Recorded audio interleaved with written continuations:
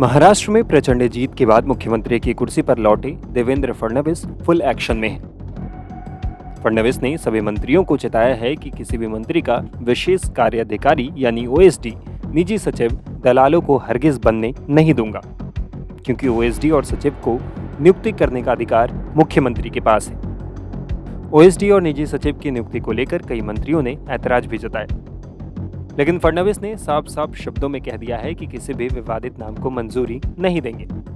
इस तरह महाराष्ट्र सरकार की छवि को पूरी तरह से क्लीन बनाए रखने की स्ट्रैटेजी पर फडणवीस चल रहे हैं, जिसके लिए सहयोगी दलों के दबाव की परवाह भी नहीं कर रहे हैं। ऐसे में विपक्षी दल भी फडणवीस के इस कदम की तारीफ कर रहे हैं। दरअसल मंत्रियों के पास ओएसडी और सचिव के लिए आए कई नामों को सीएम ने मंजूरी नहीं दी है। फडणवीस ने कहा कि मंत्रियों के अब तक करीब 125 नाम मुझे प्राप्त हुए, उनमें से 109 नामों को मंजूरी दे दी गई, बाकी नामों को मंजूरी नहीं दी क्योंकि उन पर किसी न किसी प्रकार का आरोप है। इसके अलावा उनके खिलाफ किसी तरह की जांच भी चल रही है। फडणवीस के इस तेवर की तारीफ भी हो रही है। शिवसेना यूबीटी के नेता संजय राउत ने कहा कि फडणवीस ने मंत्रियों के ओएसडी और निजी सचिव की नियुक्ति में बेहतर कदम उठाए हैं। उन्होंने जिस तरह से नियुक्ति में सख्त कदम उठाए हैं वो काबिले तारीफ है। देखिए, मैंने कल उनका स्वागत किया है, मुख्यमंत्री फडणवीस जी का।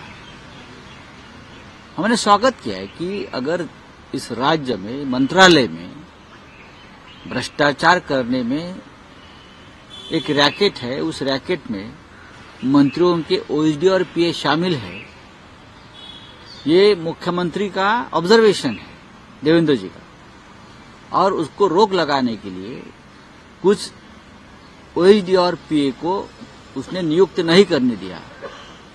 और ये मुख्यमंत्री का शब्द है, ये फिक्सर है, ये सब लोग फिक्सर है, तो उनका स्वागत ही करना चाहिए। अगर मुख्यमंत्री भ्रष्टाचार रोकने के लिए कुछ कदम उठा रहे हैं तो ये स्वागत योग्य कदम है और हमने उनका स्वागत किया है।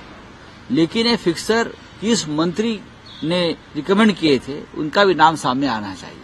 वो जो फिक्सर्स है, चाहे ओएसडी हो चाहे पीए हो, उनके वो किस मंत्री ने उनको रिकमेंड किए थे, किस पार्टी के मंत्री है, वो भी जनता को समझना चाहिए।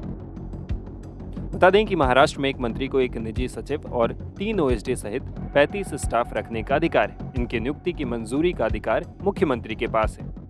बता दें कि किसी भी सरकार, चाहे राज्य की हो या फिर केंद्र की, सरकार के कामकाज का जिम्मा मंत्रियों के इन्हीं ओएसडी और निजी सचिव के पास होता है।